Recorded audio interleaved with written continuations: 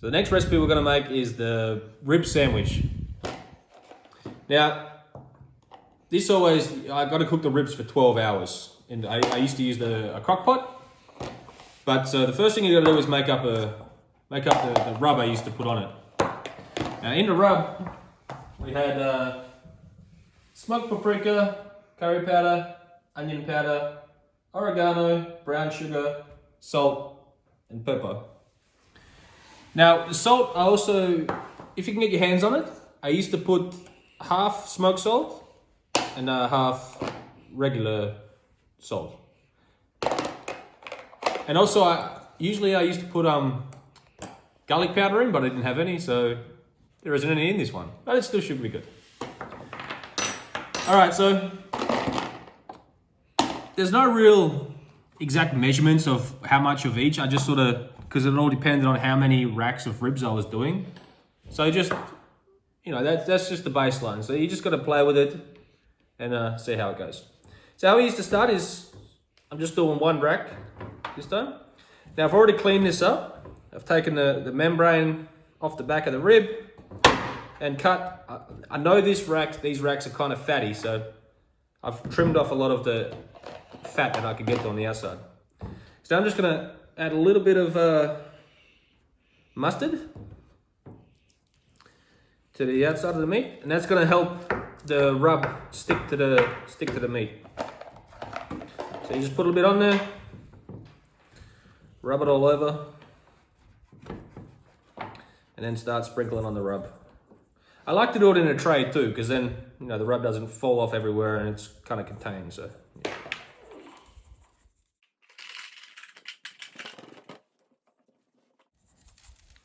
You can go as little or as light with the rub as you like. You don't even have to put a rub on if you don't want. You could just put some salt on there and put it straight in. I like a little bit of rub, a little bit of extra flavor. And flip it over. Also, they give it a little bit on the back as well.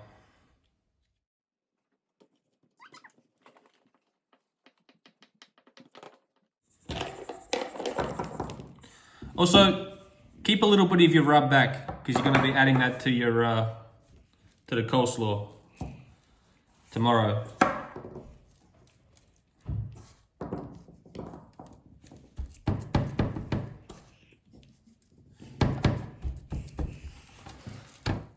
Okay, so you don't have to be too pedantic about getting every little crevice, I don't think, with the rub. I've left a little bit back for tomorrow, and yeah, so I've got a nice little coverage on it. Now I'm going to put it in the crock-pot. So you want to put it in your crock-pot and just stand it up, keep it around the edges as best you can, and then you're going to put that in your crock-pot on low for 12 hours and let it cook.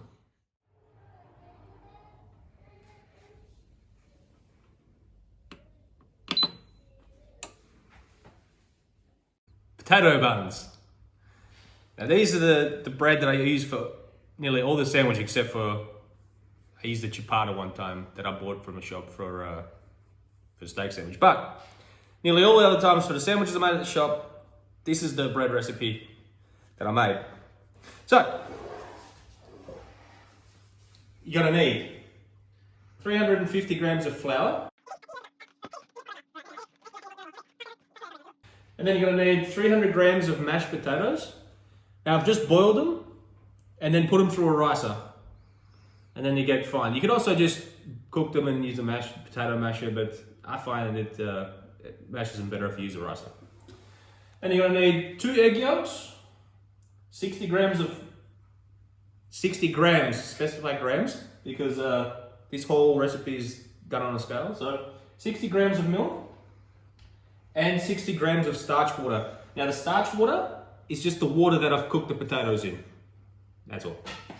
I always use fresh yeast. You could use the dry active yeast or whatever, but I always use the fresh stuff. Then I've also got here 20 grams of brown sugar and 10 grams of salt. You're also going to need 50 grams of room temperature butter. All right, want to get your yeast, and you just want to crumble it into your water, and then just mix it until it's combined with the milk and the water mixture. Okay, in the stand mixer, I've got the salt, sugar, got the egg yolks, and I got the potato. Also got the flour in there. All right, so I'm just gonna close that up. I'm just gonna mix this on low speed until it's all incorporated.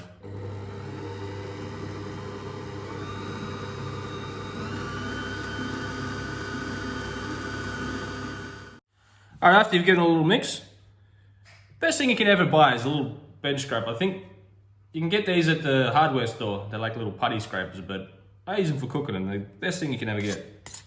You just want to scrape down the sides a little bit. Close it back down.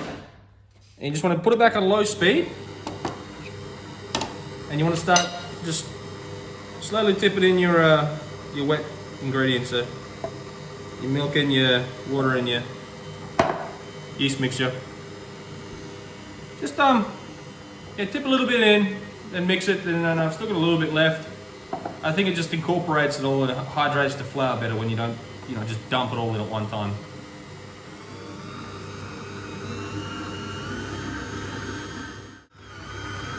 All right, as you can see, it's kind of coming together. It's not completely together, but nearly there. Now we're just going to start adding the butter, just a little bit at a time. So you put one little pat in, wait until it kind of incorporates, then throw another one in, and just keep doing that until all your butter's in there.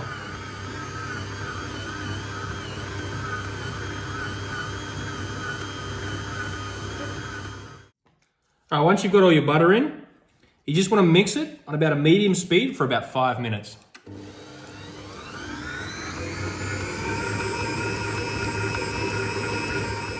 All right, after about 5 minutes or so, your dough should be finished. If you take a notice, I've got another little scraper here because this one, tends to get in the bowl a little bit. So, the dough should be quite sticky when you do it here. So you just want to scrape it all down. Then you just want to put a bit of flour on your work surface. And get your dough out. Put a little bit of flour on your hands and just work it a little bit by your hand. Just to make sure there's no lumps of flour in your dough there.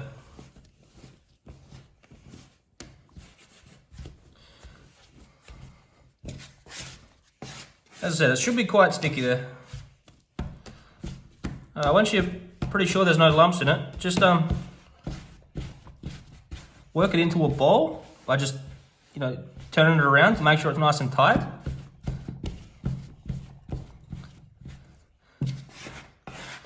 And why you do this is, if it's not tight, like a nice tight ball, when you put it in for the proofing, it's gonna keep all that air, all the gases trapped in, and it'll give you a better, it just proofs better if it's a nice tight ball. All right. Dad. Once you got that, The peeps. you just want to lightly oil a bowl.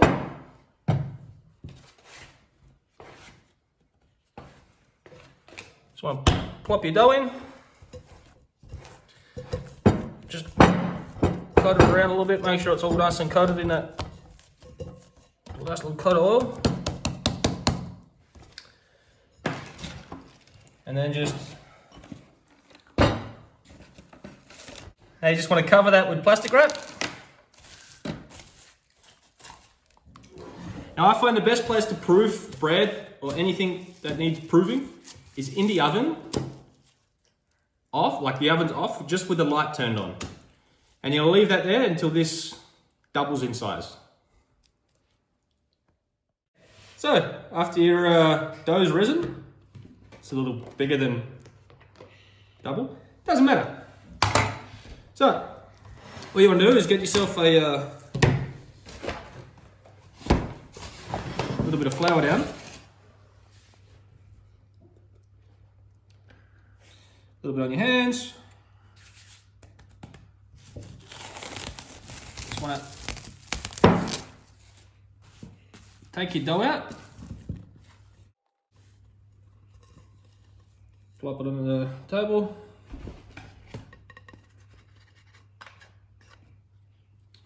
All right, now what I would like to do is just weigh this dough and see how much it actually weighs. I'm gonna divide this up into about 10 portions each. So, out of some quick math, 98 grams each. So just portion that out to 8 grams, and you get 10 of them.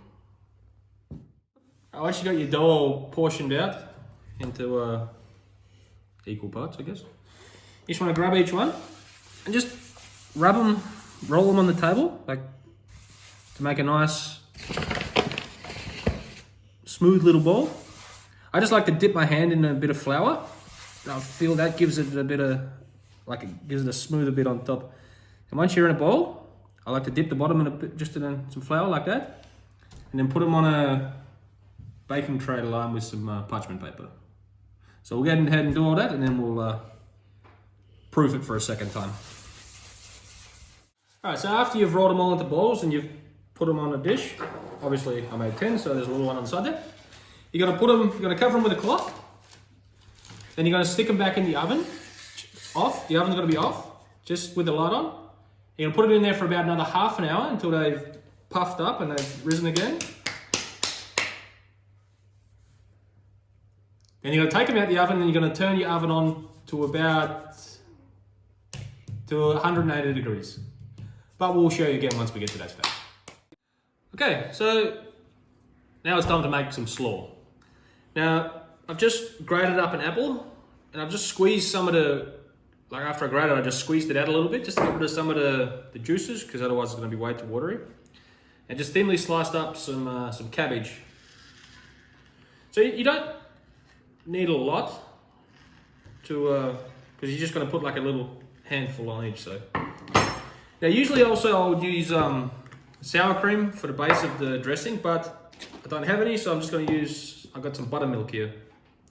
So we're going to go ahead and pour about that much. I don't know what that is. And then we've got that rub that we put on the ribs.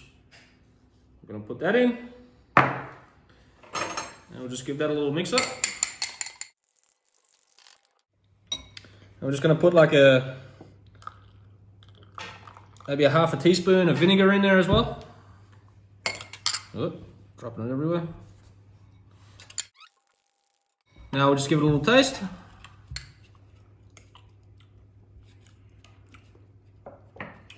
Yeah, it needs a little bit more salt. A little bit more pepper. This is completely up to you. You just got to taste it and see how you think it tastes. And if you think it needs it, just add it. So I'll go ahead and mix that in.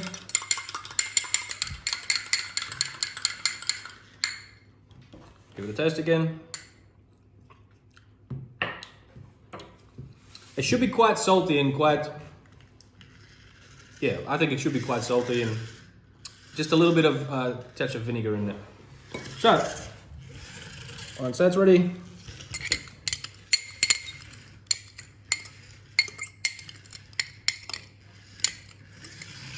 tip it on. Just get your hand in there, give it a good mix up. And then you're just going to let that sit.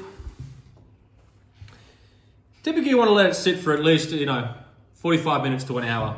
And then and then that'll help the cabbage soften up as well, and everything just melts together. All right, after you've done your second proofing on your buns, I've just got one egg with a splash of water in there. I've just beaten it up till it's nice and runny. So there's no streaky bits in there or anything like that. You don't want none of that. Okay, now you want to take your tail off your buns and just lightly and gently brush all the buns with your egg mixture.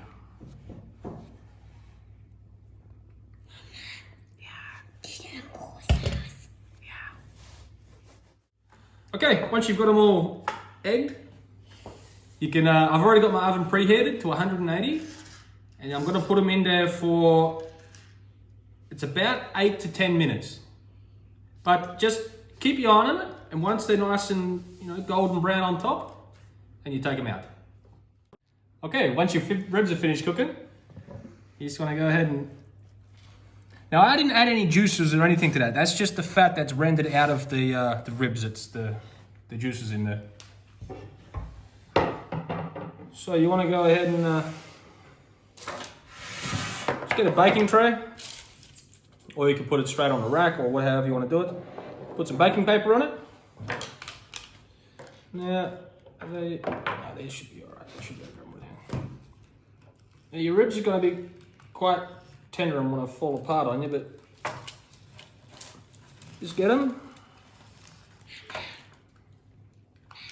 put them on your baking tray, and just get. I've got just some barbecue sauce here. And you can use whatever barbecue sauce you want. This is just the store-bought ones from Bullseye. But yeah, it's just a regular barbecue sauce. Just want to go ahead and paint that on your rack there. Be quite generous with this.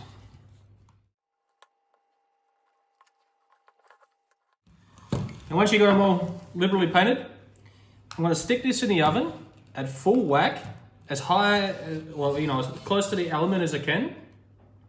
And just keep your eye on it. All you're looking for is just to really tack up, but not burn. Okay, after these were in for a full 10 minutes, after about 7 minutes or so, I just turned them in my oven because my oven cooks a little bit unevenly. So I just keep an eye on them if they're not cooking evenly, or browning evenly, I should say. Just give them a turn. And yeah, after 10 minutes, I took them out. I just slid straight off the same parchment paper straight onto a rack. And you got to let these cool completely before you cut into them.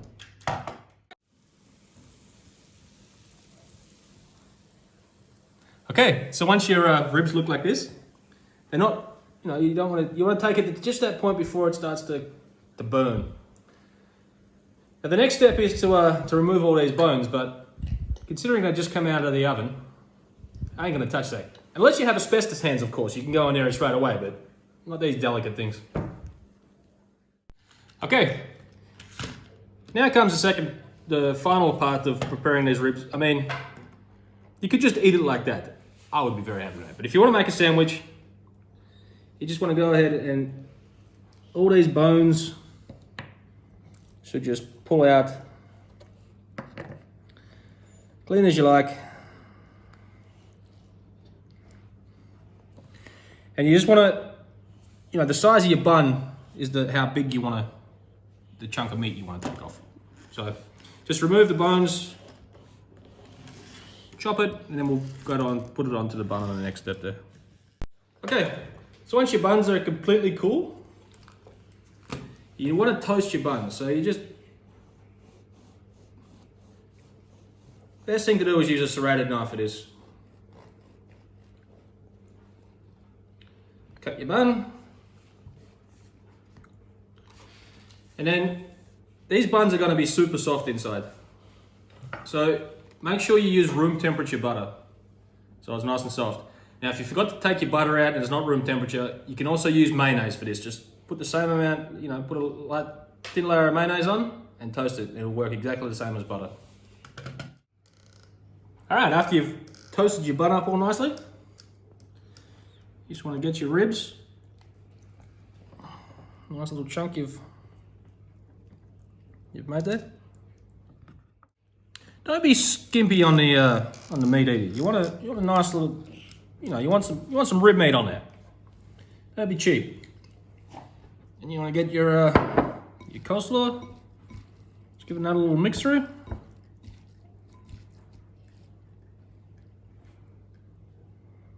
Just Go ahead and bung that on the top.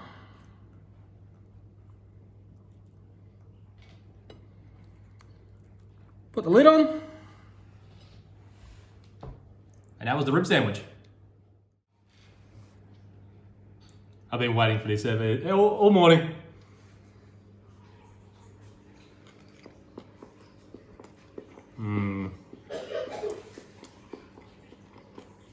It's so good. There's a reason why I had this and kept it on the menu.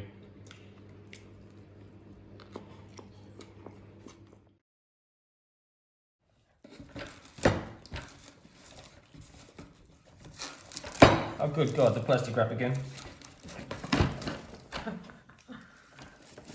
Ah.